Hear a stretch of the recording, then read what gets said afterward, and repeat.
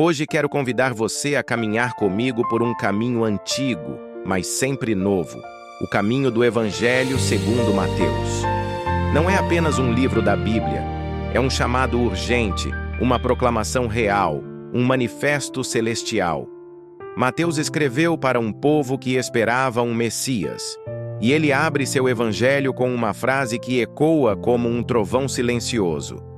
Livro da genealogia de Jesus Cristo, filho de Davi, filho de Abraão. Pare por um instante. Genealogia? Nomes antigos, gerações esquecidas, reis caídos. Por que começar assim? Porque Mateus quer dizer ao seu povo judeu: a promessa foi cumprida.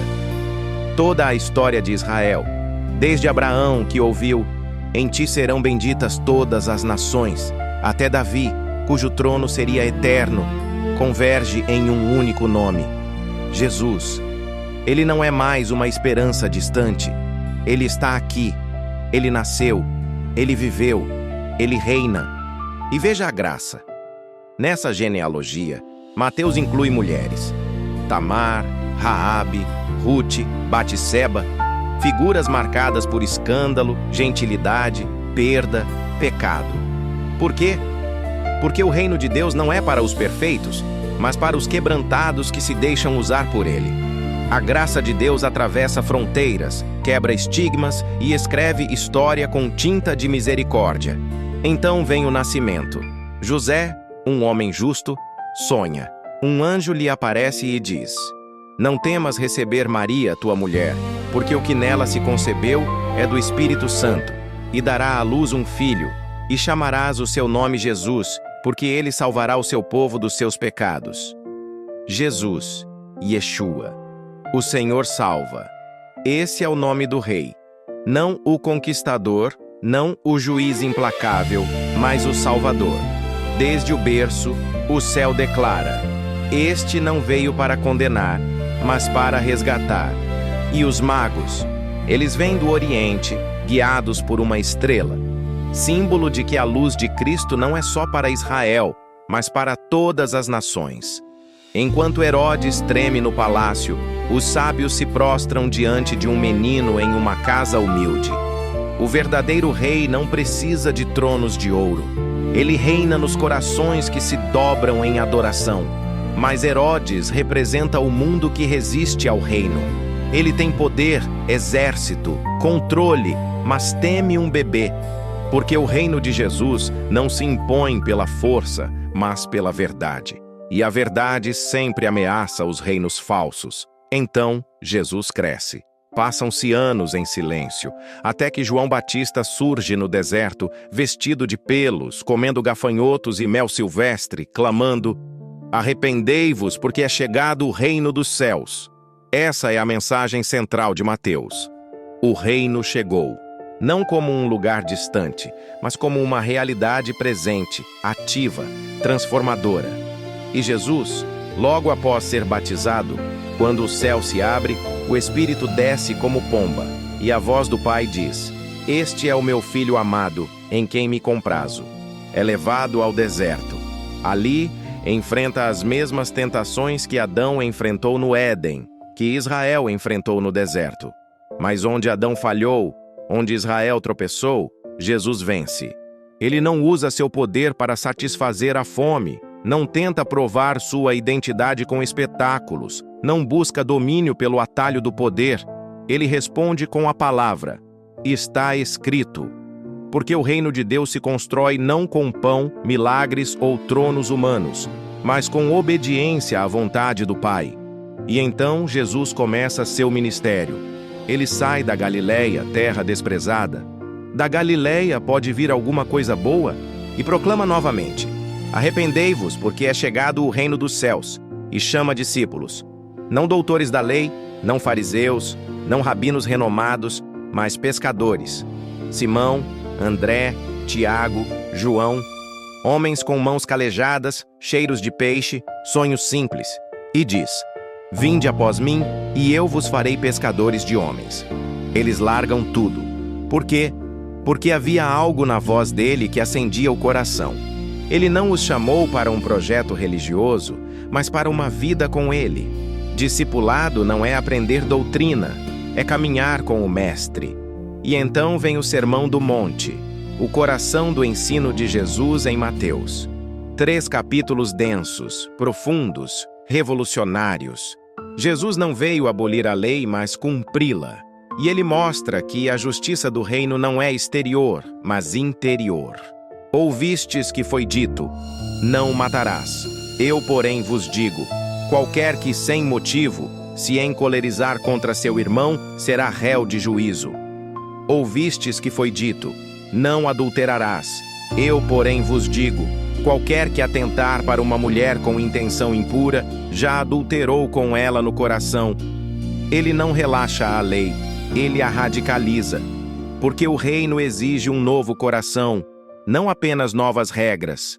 E então ele ensina a orar, não com palavras vazias, como os gentios, mas com intimidade. Pai nosso que estás nos céus.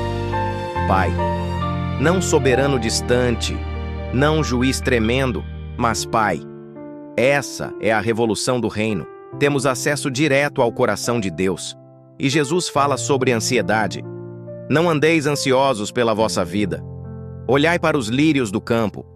Vosso Pai Celestial sabe que necessitais de todas essas coisas. Ele não minimiza nossas lutas. Ele nos convida a confiar, porque o reino é governado por um Pai que cuida. Depois do sermão, Mateus nos mostra Jesus em ação. Ele desce do monte e encontra um leproso.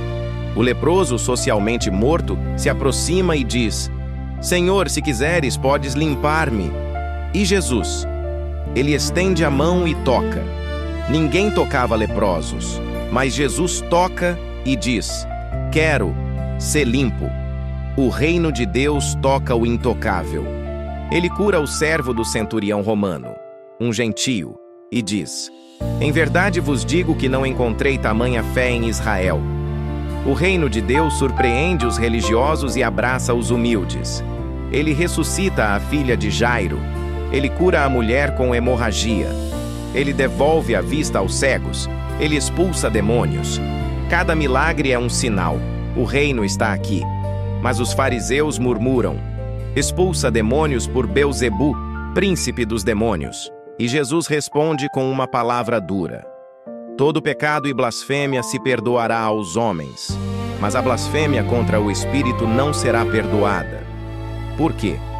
Porque rejeitar a obra do Espírito é fechar os olhos diante da luz do meio-dia. É escolher as trevas, mesmo vendo o sol. Então Jesus começa a falar em parábolas. Por quê? Porque o reino é um mistério revelado aos que têm ouvidos para ouvir. A semente que cai em boa terra, o joio e o trigo, o grão de mostarda, o fermento, a rede que apanha peixes bons e ruins. Cada parábola mostra que o reino cresce silenciosamente, mistura-se ao mundo, mas no fim haverá separação. E Jesus pergunta aos discípulos: quem dizem os homens ser o filho do homem? Eles respondem: uns dizem João Batista, outros Elias, outros Jeremias ou um dos profetas. Mas então ele pergunta: e vós, quem dizeis que eu sou? E Pedro, inspirado pelo Pai, responde: tu és o Cristo, o Filho do Deus vivo. E Jesus diz: sobre esta pedra edificarei a minha igreja, e as portas do inferno não prevalecerão contra ela. Aqui nasce a igreja, não como instituição, mas como comunidade do reino, fundada na confissão de que Jesus é o Messias, o Filho de Deus. Mas Pedro não entende o tipo de Messias que Jesus é.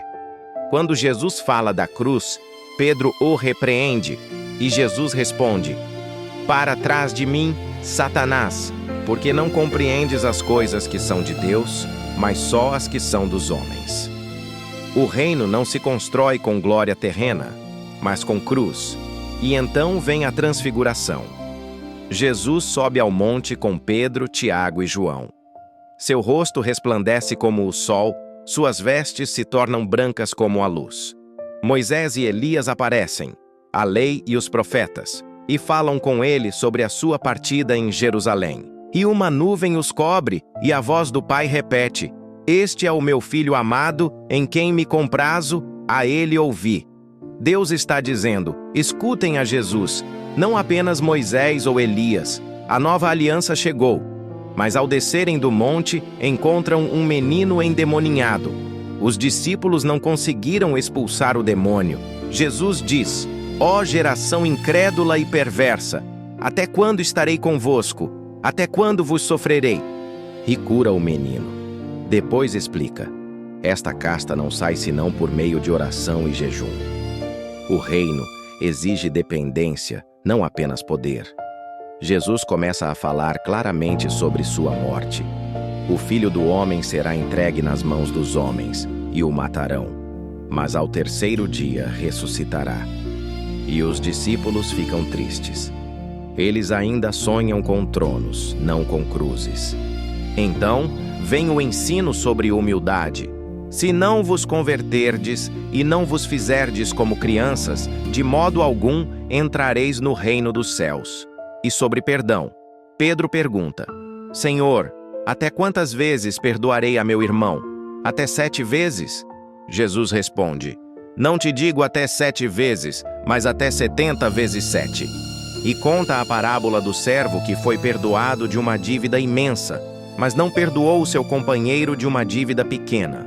O reino é feito de graça recebida e graça compartilhada. Jesus ensina sobre o casamento, sobre riquezas, sobre os últimos serem primeiros. Ele abençoa as crianças. Deixai vir a mim os pequeninos, porque dos tais é o reino dos céus. E então o jovem rico vem correndo, ajoelha-se e pergunta: Mestre bom, que farei para herdar a vida eterna?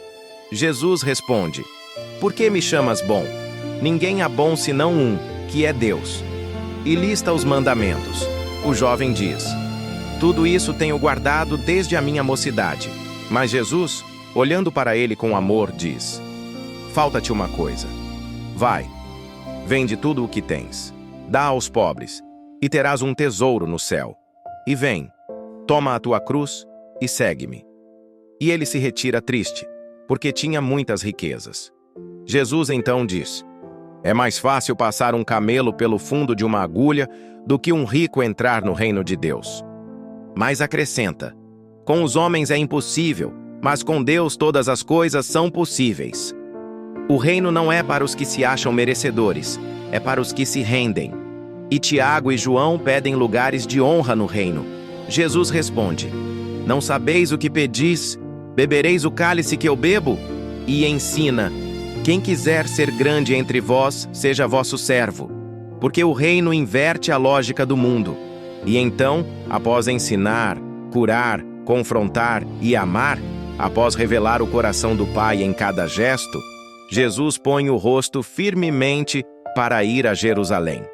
Ele sobe ao caminho da cidade santa, não como um fugitivo, mas como um rei que cumpre sua missão. E ao se aproximar, monta num jumentinho, cumprindo Zacarias 9:9. Eis que o teu rei virá a ti, justo e salvador, humilde e montado sobre um jumento. As multidões estendem mantos e ramos no caminho, gritam: Hosana ao filho de Davi, bendito aquele que vem em nome do Senhor. É o ápice da aclamação. É o momento em que o povo finalmente o reconhece como rei. Mas Jesus, olhando para a cidade, chora. Porque ele sabe, eles o aclamam hoje, mas o rejeitarão amanhã. Eles querem um Messias que os livre de Roma, mas não querem um Salvador que os liberte do pecado. Ainda assim, ele entra. Porque o rei não foge da cruz. Ele vai ao encontro dela. Por amor a você. Jesus entra em Jerusalém não para reinar com espada, mas para entregar-se como cordeiro. No templo, ele vê o que o mundo chama de negócio religioso. Troca de moedas, venda de pombas, lucro disfarçado de devoção. E com zelo santo, derruba as mesas e clama: a minha casa será chamada casa de oração, mas vós a tendes tornado covil de ladrões. Ele não veio para reformar o sistema. Ele veio para substituí-lo, porque em breve o próprio corpo dele seria o novo templo. Os líderes religiosos, ameaçados, tramam sua morte, mas antes, Jesus os confronta com 7 ais devastadores. Ai de vós, escribas e fariseus hipócritas, porque eles fecham o reino aos homens. Têm a chave, mas não entram, nem deixam os outros entrarem. E então Jesus profetiza sobre o futuro: a destruição do templo, as guerras, os falsos cristos, a grande tribulação. Mas no meio disso, ele diz: mas aquele que perseverar até o fim, esse será salvo. E termina com a parábola das 10 virgens, 5 prudentes, 5 loucas. As prudentes levaram azeite para suas lâmpadas, as loucas não. E quando o noivo chega à meia-noite, as loucas batem à porta.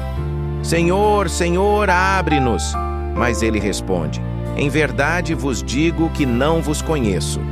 O reino exige vigilância contínua.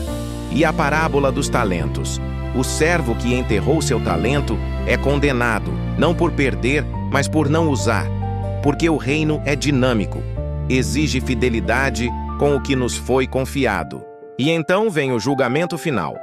Quando o Filho do Homem vier em sua glória, separará os homens uns dos outros, como o pastor separa as ovelhas dos cabritos. E os justos perguntam: Senhor, quando te vimos com fome e te demos de comer? E ele responde: em verdade vos digo que sempre que o fizestes a um destes meus pequeninos irmãos, a mim o fizestes. O reino se revela no amor prático ao próximo. Finalmente chega a Páscoa. Jesus celebra com os discípulos. Ele toma o pão, dá graças, parte e diz: isto é o meu corpo, que é dado por vós.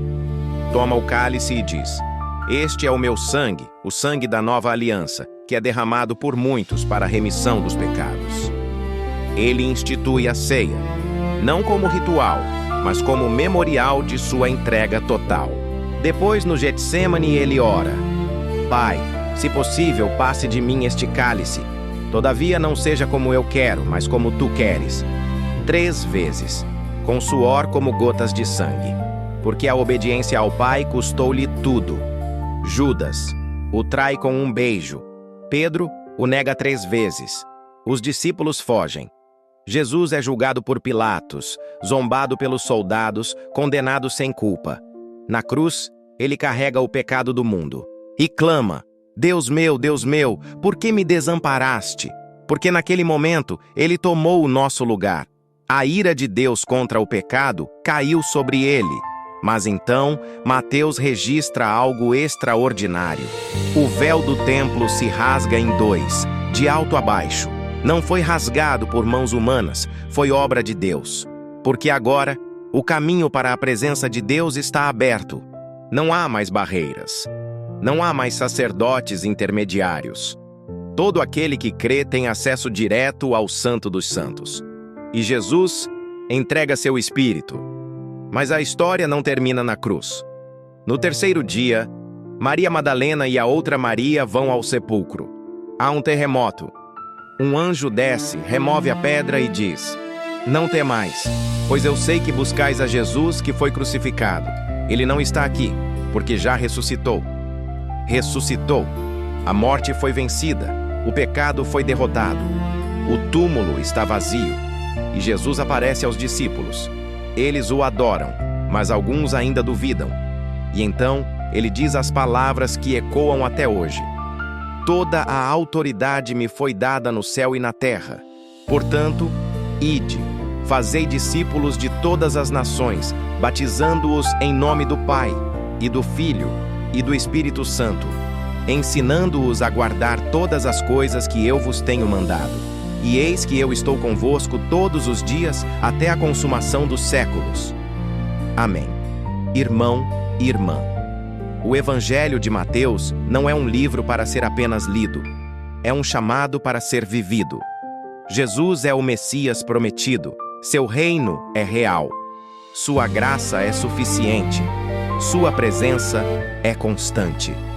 Você pode não ter um trono, mas pode ter o Rei em seu coração.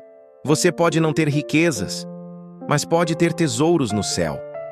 Você pode ter falhado, mas pode ser restaurado. Porque o mesmo Jesus que andou na Galileia, que chorou com os que choravam, que perdoou a Pedro, que venceu a morte. Esse Jesus está conosco ainda hoje. E ele diz a você, agora, venha após mim. Não para uma religião vazia, não para um ritual sem vida, mas para uma relação viva com o Filho de Deus. Abra seu coração. Receba seu perdão. Entre no reino. Porque o reino dos céus não é um lugar distante. Está entre vós. E enquanto você caminha com ele, cada passo se torna adoração, cada lágrima é vista, cada ato de amor é eterno. Que o Espírito Santo, que inspirou Mateus a escrever, agora grave estas palavras em seu coração, e que você, como os primeiros discípulos, diga: Senhor, a quem iremos? Tu tens as palavras da vida eterna. Em nome do Pai, do Filho e do Espírito Santo. Amém.